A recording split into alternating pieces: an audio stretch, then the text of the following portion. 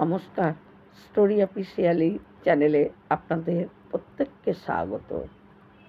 আমি আজকে ৩টা প্রশ্নের উত্তর দেব। ৩টা প্রশ্ন হচ্ছে যে কর্ম আমরা যা করি সেটা কি আমাদের সত্যি ফেরত আসে আমাদের মধ্যে? দ্বিতীয় প্রশ্ন হলো ভগবান বিষ্ণুকে কেন শুয়ে থাকা আমরা দেখতে পাই যে ভগবান বিষ্ণু শুয়ে আছে। আর তৃতীয় হলো ভগবানের প্রতি ভক্তি করলে সেই ভক্তি কি শুধুই বিফল হয়, না ভক্তি বিফলে যায় না? এই ৩টা প্রশ্নের আমি উত্তর দেব। এই ৩টা প্রশ্নের মধ্যে আমি প্রথমেই বলছি কর্ম।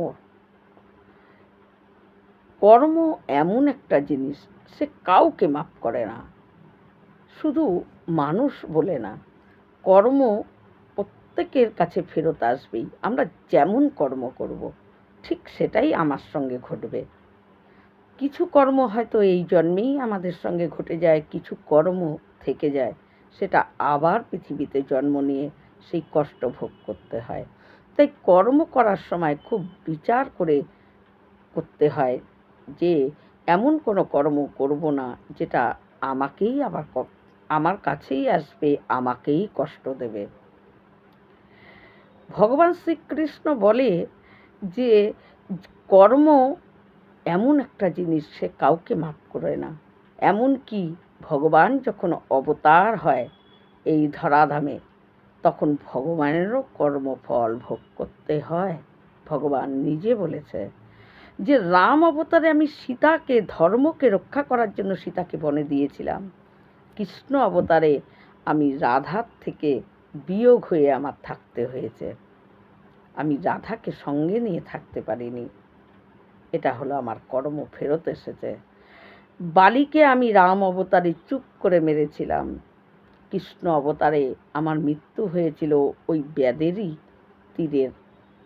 সে আমাকে অজান্তেই, আমি নিজেও জানতাম না, সে চুপ করে পাখি ভেবে আমার পায়ের তলায় তীর মারে।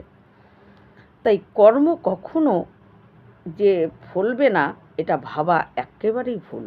আমরা যাই করি, আমরা যদি কাউকে দুঃখ দেই, কাউকে কষ্ট দিই, কাউকে কাঁদাই, ঠিক সেটাই রিটার্ন আমাদের কাছে আসবে। কিছু কর্ম আমাদের এই জন্মেই ভোগ করতে হয়, কিছু কর্ম আমাদের পুনরায় জন্ম নিয়ে আবারও ওই দুঃখ কষ্ট ভোগ করতে হয়। কেন? পূর্বর কর্মফল আবার জন্ম নিয়ে ভোগ করতে হয়। তাই কর্ম কাউকে ছাড়ে না, কর্ম কাউকে মাপ করে না। সে ভগবান হোক আর মানুষ হোক, যেমন কর্ম করব সেটাই আমার উপরে আসবেই। দ্বিতীয় প্রশ্নের উত্তর হলো ভগবান কেন শুয়ে থাকে।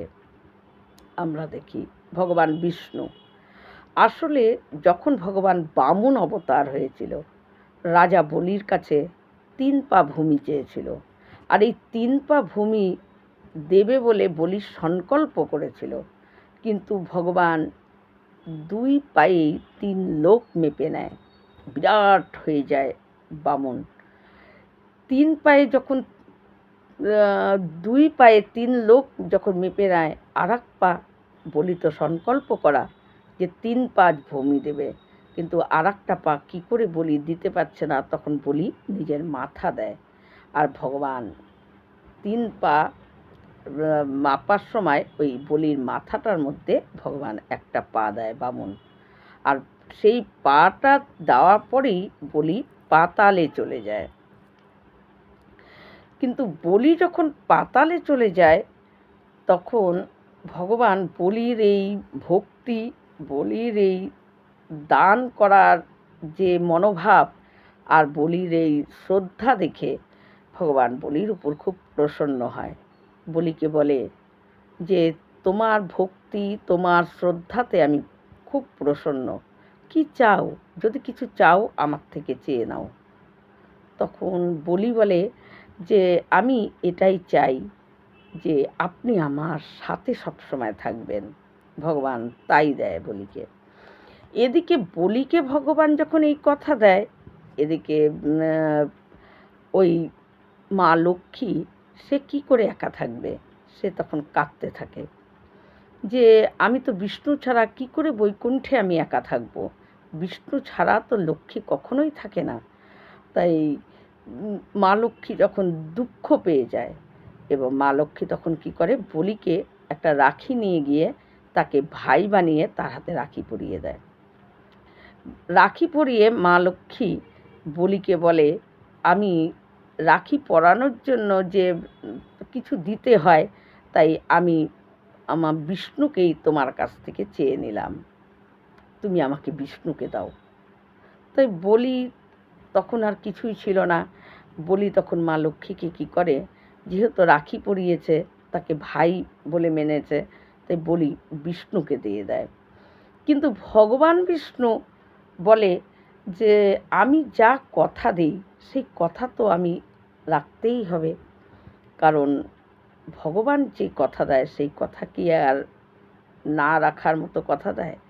তাই ভগবান বিষ্ণু তখন বলিকে বলে যে বলি, আমি যেরকম তোমাকে কথা দিয়েছি সেই কথা রক্ষা করার জন্য বছরে আষাঢ় মাসের শুক্লপক্ষে একাদশী দিন থেকে কার্তিক মাসের শুক্লপক্ষের একাদশী দিন পর্যন্ত আমি তোমার কাছে থাকব।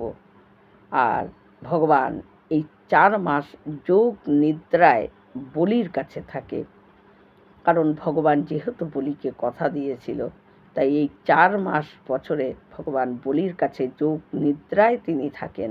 তাই ভগবানকে আমরা বিষ্ণুকে দেখি যে বিষ্ণু শুয়ে আছে।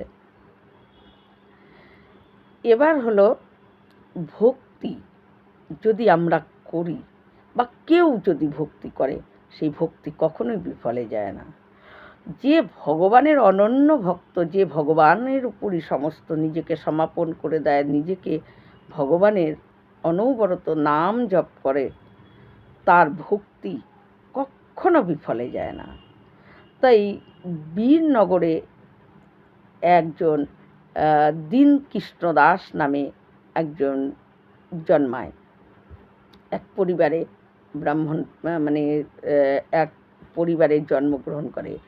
কিন্তু কৃষ্ণদাস জন্মানোর পর থেকেই তিনি কৃষ্ণ ভক্ত, অনন্য কৃষ্ণ ভক্ত। নিত্য কৃষ্ণ বাড়িতে মূর্তি ছিল, তাকে পুজো করা। একটু বড় হতেই, মানে অল্প বড় থেকেই সেই কৃষ্ণদাসের ভক্তি ভগবান কৃষ্ণের উপরে। আর কৃষ্ণের ভক্তি করত, আর তিনি সারা দিন রাধা কৃষ্ণের লীলার কবিতা লিখতেন। তাই যখন নাকি সে একটু বড় হয়, এরকম কবিতা লিখতে লিখতে তার কবিতা চারিদিকে ছড়ে যায় এবং তার খুব নাম হয়ে যায়। সবাই তাকে একবারে চিনতে পারে যে এই কবিতা, এত সুন্দর কবিতা লেখে ভগবান কৃষ্ণ রাধাকে নিয়ে, ভগবানের সমস্ত চরিত্র, তার রূপ, সমস্ত কিছু নিয়ে সেই কৃষ্ণদাস সুন্দর সুন্দর কবিতা লিখত। তিনি ভগবান ছাড়া বাইরের কোনো সাংসারিক কোনো বিষয় নিয়ে তিনি কখনো কবিতা লিখত না। তার এই কলা ছিল শুধু ভগবানের উপর ভক্তি করার জন্য। অন্য কিছু নিয়ে লেখার মতো তার মনের ইচ্ছা, তার ভাবনা কোনো কিছুই তার কোনো দিনই আসেনি। সে সম্পূর্ণ কবিতা শুধু ভগবানকে নিয়ে লিখে যেত। তাই যখন কৃষ্ণদাসের নাম চারিদিকে ছড়ে যায়, তাকে লোকে সম্মান করতে থাকে, তাকে দেখলে প্রণাম করতে থাকে, সেই সময় সেখানকার রাজা ছিল, সেই রাজা তার নাম জানতে পারে যে তার এই কবিতা লেখার কলা খুব সুন্দর, তার দিকে দিকে তার নাম ছড়ে যাচ্ছে। রাজা একদিন লোক পাঠিয়ে দীনকৃষ্ণদাসকে তার কাছে আসতে বলে। তাই কৃষ্ণদাস রাজা কেন ডেকেছে তিনি এই সম্বন্ধে কোনো কিছু জানতো না, কিন্তু রাজার উপর তিনি শ্রদ্ধা বা রাজার উপর সম্মান জানিয়ে সেই রাজার লোকের সঙ্গে তিনি রাজার কাছে আসে। এসে রাজাকে যথাযথ জোড়হাত করে, একজন রাজাকে যতটা সম্মান দেওয়া দরকার সেই রকম সম্মান দিয়ে বলে, আপনি আমাকে ডেকেছেন কেন? রাজা তখন বলে যে তোমার নাম তো দিকে দিকে ছড়ে যাচ্ছে, তুমি এত সুন্দর কবিতা লেখো, তাই আমার খুব ইচ্ছা তুমি একটা কবিতা আমাকে নিয়ে লেখো, আমার গুণ সমস্ত কিছু দিয়ে তুমি আমার জন্য একটা কবিতা লেখো। কৃষ্ণদাস মাথায় হাত পড়ে যায়। রাজাকে বলে যে আপনি আমাকে ক্ষমা করবেন, আমার এই কলা সম্পূর্ণ আমি ভগবান ছাড়া অন্য কোনো কিছু আমি লেখার মতো আমার চিন্তা, আমার ভাবনা আমার তার মধ্যে নেই। আমি আপনার গুণ নিয়ে কবিতা আমি লিখতে পারবো না, আপনি আমাকে মাফ করবেন। এই কথা শুনে রাজা খুব রাগ হয়ে যায় যে তোমার এতটা অহংকার, মাত্র তোমার দিকে দিকে একটু নাম হয়েছে তাতেই এত অহংকার। তুমি জানো আমি কে, আমি কি করতে পারি? দীনকৃষ্ণ দাস বলে আপনি রাজা, আমি জানি আপনার ক্ষমতা অনেক, আমি সেটাও জানি, কিন্তু যদি এই পৃথিবী ধ্বংসও হয়ে যায় আমি তবুও আপনার গুণ নিয়ে কোনো কবিতা লিখতে পারবো না, কারণ আমার এই কবিতা শুধু ভগবানের নামেই সমাপন। ভগবানের চরিত্র, ভগবানের লীলা, ভগবানের সৌন্দর্য ছাড়া আমার লিখনীতে আর অন্য কিছু আসে না, আমি পারবো না। এই কথা যখন রাজাকে বলে, রাজা প্রচণ্ড রেগে তার লোকজনকে আদেশ করে একে পায়ে হাতে শিকল দিয়ে বেঁধে কারাগারের মধ্যে ঢুকিয়ে দাও। রাজার লোকরা এসে তার হাত পা শিকল দিয়ে একদম পুরো বেড়ি পরিয়ে তাকে নিয়ে কারাগারের মধ্যে ছুঁড়ে দেয় এবং তার উপরে নানা রকম রাজার আদেশে অত্যাচারও করা হয়। কিন্তু ওই কারাগারের মধ্যেও ওই দীনকৃষ্ণ দাস শুধু জগন্নাথ প্রভুকে স্মরণ করতেছিল, শুধু জগন্নাথের নাম, কৃষ্ণের নাম, আর ভগবানকে বলে যে আমি জানি এটাও তোমারই লীলা, তুমি এটা করাচ্ছ। কৃষ্ণদাসের মনে কিন্তু রাজা করাচ্ছে, কিন্তু তার মনের মধ্যে রাজা তাকে কষ্ট দিচ্ছে এই ভাব নেই। তার ভাব যে প্রভু হয়তো আমারই ভালোর জন্য বা আমারই কোনো কারণে, প্রভু আমি জানি এটা হলো আপনি করাচ্ছেন, তাই আমার যত কষ্টই হোক আমার কোনো কষ্টই কষ্ট বলে মনে হচ্ছে না, আমি সেখানেই আপনার নাম করে এবং আপনার কবিতা আমি সেখানেই লিখে আমি আনন্দতেই আছি, আমি ভালো আছি। প্রভু জগন্নাথ যখন দেখে যে দীনকৃষ্ণ দাসের এই রকম কষ্ট, তার মধ্যে রাজার লোকেরা এসে রাজার আদেশে তার উপরে কারাগার খুলে খুলে তার উপরে অত্যাচার করছে, কিন্তু দীনকৃষ্ণ দাস তার মুখে অনবরত প্রভুর নাম জগন্নাথ জগন্নাথ করেই যাচ্ছে। জগন্নাথ প্রভু তিনি আর স্থির থাকতে পারে না, কেন প্রভু ভক্তি করলে প্রভু এরকমই, ভক্তি কখনো বিফলে যায় না। তাই দীনকৃষ্ণ দাসের ভক্তিতে প্রভু জগন্নাথ সমস্ত কষ্ট মনে হচ্ছে যেন প্রভু জগন্নাথেরই হচ্ছে। প্রভু জগন্নাথ, রাজা যখন রাত্রিবেলায় ঘুমায়, প্রভু জগন্নাথ খুব রেগে রাজাকে স্বপ্ন দেখায়, আরে তুমি আমার ভক্তকে এত কষ্ট দিচ্ছ, তোমার এত বড় সাহস যে তুমি আমার ভক্তকে কষ্ট দিচ্ছ? হে রাজা, তুমি যদি আমার ভক্তকে সসম্মানে না ছাড়ো, আমি তোমার কুল, তোমার বংশ সমস্ত কিছু আমি নষ্ট করে দেব, আমি তোমাকে বলে গেলাম। বলে প্রভু জগন্নাথ রাজার উপর খুব রাগ হয়ে যায়। রাগ করে এই কথা বলে প্রভু জগন্নাথ যখন চলে যায়, রাজার ঘুম ভেঙে চোখ বড় বড় হয়ে যায়। আরে এ কি আমি দেখলাম? মনে হচ্ছে যেন স্পষ্ট তার কানের মধ্যে কথাগুলো বাজছে। রাজা তাড়াতাড়ি করে সকালেই তার লোকজনকে ডেকে বলে যে এ সাধারণ দীনকৃষ্ণ দাস আমরা যাকে ভাবি, এ সাধারণ না, এ প্রভুরই একজন। তাই কালকে রাতে আমি এই রকম স্বপ্ন দেখেছি, জগন্নাথ প্রভু আমার সমস্ত বংশ নষ্ট করে দিবে, এই কথা আমাকে বলে যায়। শিগগিরই চলো, তাকে ছেড়ে কারাগার থেকে মুক্ত করো। বলে রাজাও ওই লোকজনের সঙ্গে যায়। রাজা গিয়ে দেখে কোথায় কৃষ্ণদাসের হাতে বেড়ি পরানো, পায়ে শিকল দিয়ে আটকানো, কই কিচ্ছু তো নেই, তার হাত পা সব খোলা। রাজা বুঝতে পারে এ আর কেউ খোলেনি, এটা জগন্নাথ প্রভুরই কাজ। রাজা তাকে সসম্মানে কৃষ্ণদাসকে বলে, আমি আপনাকে কারামুক্ত করে দিচ্ছি। কৃষ্ণদাস জগন্নাথের প্রভুর গুণগান করতে করতে কৃষ্ণদাস চলে আসে। তাই ভক্তি কোনো সময় বিফলে যায় না। ভক্তি যদি কেউ করে, ভগবান তার প্রত্যেকটা বিপদ, তার প্রত্যেকটা পরিস্থিতি ভগবান তাকে পথ দেখায়, তাকে রক্ষা করে। যেমন যদি কেউ ভক্তি করে, তার জীবনে কি খারাপ সময় আসবে না? তার কি বিপদ আসবে না? সব আসবে।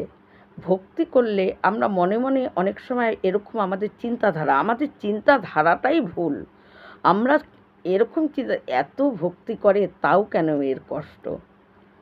আরে কষ্ট আর অর্থ যার বেশি, যার অর্থ বেশি আমরা মনে মনে ভাবি এ তো ভগবানের নামই করে না, অথচ কি সুখে আছে।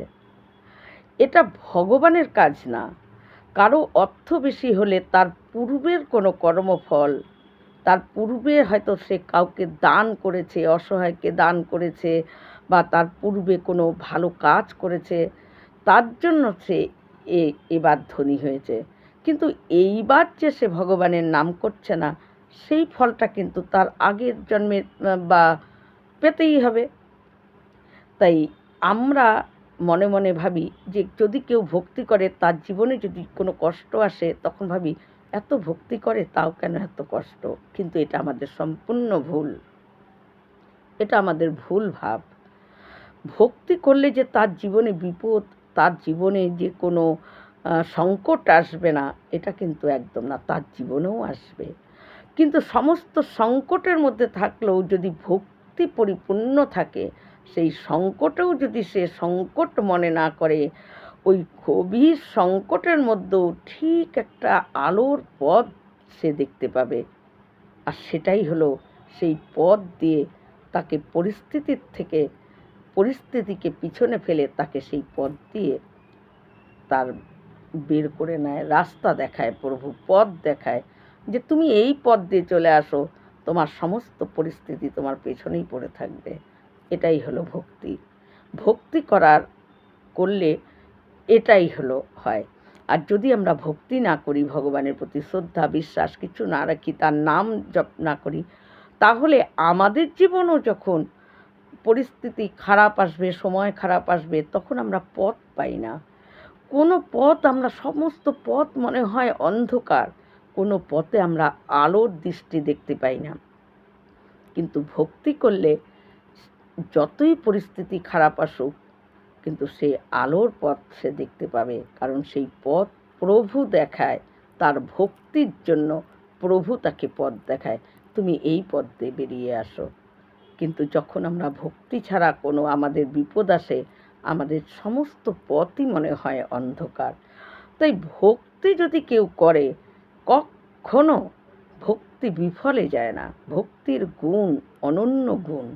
ভগবানের প্রতি ভক্তি শ্রদ্ধা যদি করা যায়, তার গুণ অপার গুণ।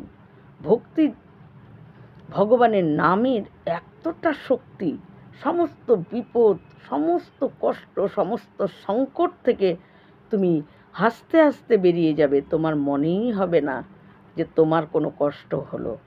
এটাই হলো। আর তাছাড়া ভগবান গীতাতেও একটা কথা বলেছে যে জীবনের যে কোনো পরিস্থিতিতে নিজেকে খুশি রাখো।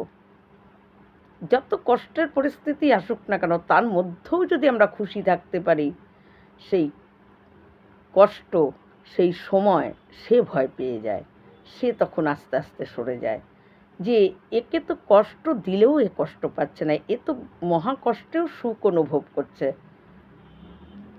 তখন সেই কষ্ট আর তার থাকে না, কষ্ট সরে যায় এবং সে তার জীবনে আনন্দময় হয়েই কাটে। এটাই হলো একটা ভক্তি, ভগবানেরকে ডাকার, ভগবানের নামের হলো একটা গুণ। তাই এই রকম ভিডিও পাওয়ার জন্য আমার চ্যানেলটিকে সাবস্ক্রাইব করবেন। নমস্কার।